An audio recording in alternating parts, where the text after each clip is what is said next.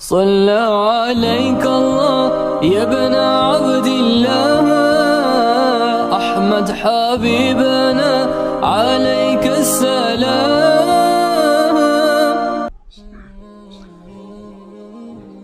حضور اکرم صلی اللہ علیہ وسلم نے اتنی باریک بینی سے یہ باتیں بیان فرمائیں، حتیٰ کہ یہاں تک فرمایا کہ تمہاری اخوت قائم رہے، ایک دوسرے کے ساتھ تعلقات بہتر رہیں.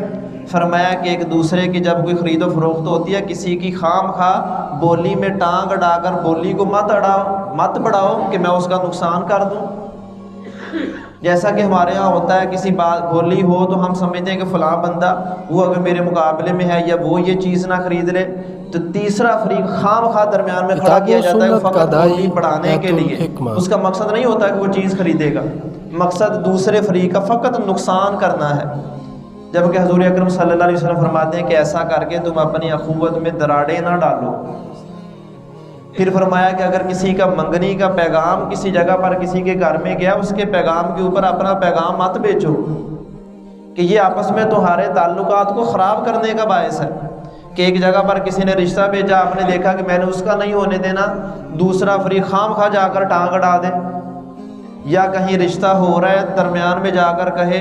اپنی طرف سے جھوٹ بول کر ایک دوسرے پر تہمتیں لگا دے، عزت اور وقار کو خراب کرنا شروع کر دے. یہ ساری بات بھی اخوت کے خلاف ہے. اللہ کے نبی صلی اللہ علیہ وسلم نے اس بات سے بھی روکا ہے. حتیٰ کہ آپ نے خیر خواہی یہاں تک بتائی، خود عمل کر کے دکھایا کہ الدین النصیحہ،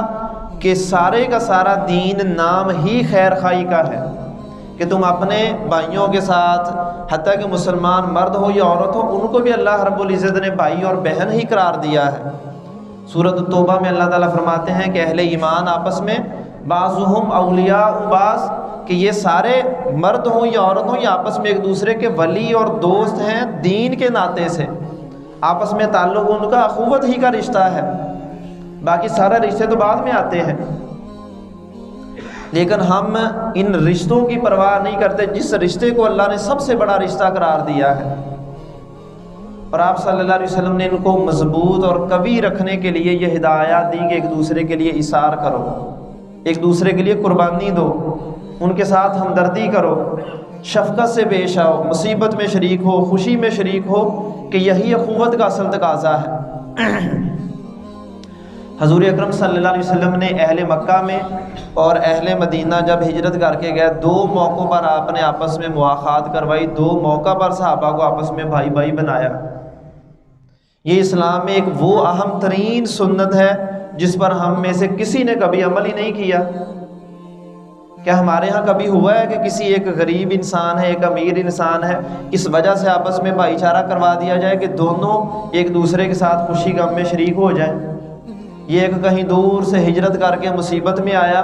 وہ تنگ دستی کا شکار ہے، اس کو دوسرے کے ساتھ اس طرح منسلک کر دیا جائے کہ اس کی مصیبت ختم ہو جائے.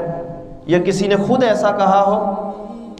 کہ بھئی آپ تکلیف اور مصیبت میں مبتلا ہیں، تو میں آپ کے ساتھ ایسا رشتہ اخوت کا بناتا ہوں کہ تمہاری تکلیف اور مصیبت ختم ہو جائے. حالانکہ یہ اللہ کے نبی صلی اللہ علیہ وسلم کی سنت ہے، اور یہ ایسی روایت ہے کہ حدیث میں اور روایات سیرت میں ہر جگہ پر اس کا تذکرہ موجود ہے. لیکن ہم نے اس پر اس لیے کبھی عمل نہیں کیا کہ یہ ہمارے اپنے مفاد کے خلاف ہے. ہم کہیں گے کہ میرا روپیہ پیسہ، میری دولت، میرا مال جائیداد، اس میں کسی اور کو خام خواہ شریک کروں؟ میں نے اتنی دیر کمایا، میں نے اتنی دیر فلاں کچھ کیا، اس کا کیا حق ہے میرے مال پر یا میرے کسی بھی چیز پر، میری پراپرٹی پر؟ رسول اللہ صلی اللہ علیہ وسلم نے مکہ میں جب بہت سے لوگ نئے جنہوں نے اسلام قبول کیا، ان کے پاس کچھ نہیں تھا، ان کے گھر والوں نے گھروں سے نکال دیا، بائیکاٹ کر دیا، خود اللہ کے نبی صلی اللہ علیہ وسلم کے خاندان کا بائیکاٹ ہوا. تو اس موقع پر آپ نے جو ایک صاحب حیثیت تھا اس کا اور ایک غریب مسکین غریب الدیار جو اپنا گھر بار چھوڑ کر آیا، ان کے درمیان ایک مواخات کروائی کہ اگر کمزور ہے اور ایک ذرا قوی ہے، دونوں آپس میں ایک دوسرے کے ساتھ مل جائیں، دوسرے کے حالات بھی بہتر ہو جائیں. اور صحابہ نے خوشی کے ساتھ اس کو قبول کیا. جب ہجرت کر کے مدینہ پہنچے، وہاں پر بھی یہی معاملہ بنا کہ اہل مکہ جو تھے، مہاجرین تھے، وہ سب کچھ مکہ میں چھوڑ کر تہی دامن خالی ہاتھ مدینہ میں پہنچے تھے. تو حضور اکرم صلی اللہ علیہ وسلم نے ان کی فاقہ کشی، قحط سالی، ان کی محرومی کا مداوع یہ کیا کہ انصاری صحابہ جو اپنے ہی گھر میں موجود تھے، ان کے پاس سب کچھ تھا، ایک مہاجر اور ایک انصاری کو آپس میں بھائی بھائی بنا دیا۔ اور یہ ایک نہیں 70-80 یا اس سے بھی زیادہ لوگ تھے۔ مختلف روایات میں مختلف تذکرہ ہے کہ 100-150 لوگوں کا تذکرہ ملتا ہے کہ آپ نے ان کو آپس میں بھائی بنایا۔ اور یہ اخوت کا رشتہ اتنا مضبوط اور پائیدار رشتہ تھا کہ صحابہ کرام نے جو انصاری تھے انہوں نے اپنی ہر چیز میں مہاجرین کو شریک کرنے کی خواہش کا اظہار کیا۔ حضرت عبد الرحمن بن عوف، ان کے جو بھائی تھے حضرت ربیع بن مالک تھے غالباً، انہوں نے یہ کہا تھا جب ان کو بھائی بنایا، حضرت عبد الرحمن بن عوف کہتے میرے پاس ایک پائی بھی نہیں تھی، کچھ بھی نہیں تھا، خالی ہاتھ تھے، اپنے لباس کے علاوہ میں کسی چیز کا مالک نہیں تھا۔ تو کہتے ہیں کہ بھائی نے یہ ایک اشار کیا، قربانی کا جذبہ ظاہر کیا کہ میرے 2 گھر ہیں، ایک گھر کے تم مالک ہو، میرے اتنے مکان ہیں، میرے اتنے کہہ لیں یہ پراپرٹی ہے، اتنے باغ ہیں، ان میں تم شریک ہو۔ حتیٰ کہ وہ کام بھی کیا جس کو کوئی انسان نہیں کر سکتا، جرت ہی نہیں کرتا۔ فرمایا کہ میری 2 بیویاں ہیں، ایک کو فقط اس وجہ سے طلاق دوں گا کہ تم جب عدت گزرے تم بھی اس کے ساتھ شادی کر لو گے، تمہارے پاس شادی کی استطاعت ہی نہیں ہے۔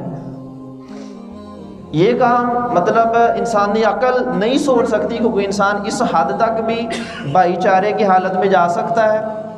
کہ جس کے ساتھ ایک زندگی گزرے، وقت گزرے، اولاد ہو، سب کچھ ہو، انسان فقط اس وجہ سے اپنے آپ سے الگ کر دے کہ دوسرے کے پاس اتنی طاقت نہیں ہے کہ وہ شادی کر سکے، حق مہر ادا کر سکے، میں اسی کے ساتھ اس کی شادی کروا دوں تاکہ اس کا بھی گھر آباد ہو جائے۔ یہ نمونے فقط واہ واہ کرنے یا سبحان اللہ کہنے کے لیے نہیں ہیں۔ ہم جس حد تک ایسے معاملات میں عمل کر سکتے ہیں، کسی کی مصیبت اور تکلیف کو دور کر سکتے ہیں، کسی کے کام آ سکتے ہیں، ضروری نہیں ہے کہ آپ ایسے رشتے کا اظہار ہی کریں کہ لازمی مواخات ہی ہو، تب بھی کر سکتے ہیں۔ بغیر اس مواخات کے ہم ویسے ہی کسی انسان کی مدد کر لیں، یہ بھی اللہ کے ایک خیر کا کام ہے۔ رسول اکرم صلی اللہ علیہ وسلم نے فرمایا کہ من نفس مسلم قربۃ من قرب الدنیا، کہ جس مسلمان نے دنیا میں کسی دوسرے مسلمان بھائی کی کسی سب فقط ایک تکلیف کو دور کیا، نفس اللہ عنہ قربۃ من قرب یوم القیامہ، تو اللہ رب العزت قیامت کے روز اس کی پتہ نہیں کتنی ہی مشکلات اور تکلیفوں کو اس ایک خیر خواہی کے بدلے میں دور فرما دے گا۔ ومن ستر مسلما سترہ اللہ یوم القیامہ، کہ جس نے اپنے مسلمان بھائی کی دنیا میں کوئی عیب پوشی، پردہ پوشی کر لی، اس کی برائی کو چھپا لیا، یہ بھی ایک مدد ہے، تو بدلے میں اللہ تعالیٰ اس کے قیامت کے روز گناہوں پر پردہ ڈالے گا۔ واللہ فی عون العبد ما کان العبد فی عون اخی، یہ آپ نے اصول بتایا کہ اللہ تعالیٰ اس وقت تک ایک مسلمان کی مدد کرتا ہے، اپنے بندے کی مدد کرتا ہے جب تک وہ اللہ کے بندوں کی مدد میں لگا ہوا ہے۔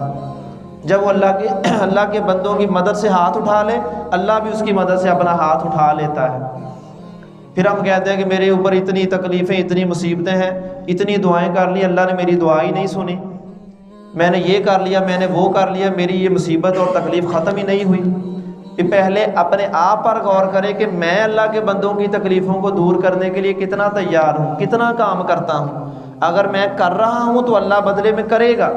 اگر اللہ تعالیٰ میری مصیبتوں اور تکلیفوں کو رفع نہیں کر رہا تو اپنی ذات کے بارے میں غور کرے کہ میں اللہ کے بندوں کے ساتھ بھلائی میں بہت پیچھے رہ گیا ہوں، میں ان کی مدد سے پیچھے ہوں تو اللہ نے مجھے بھی اپنی مدد سے پیچھے کر دیا ہے۔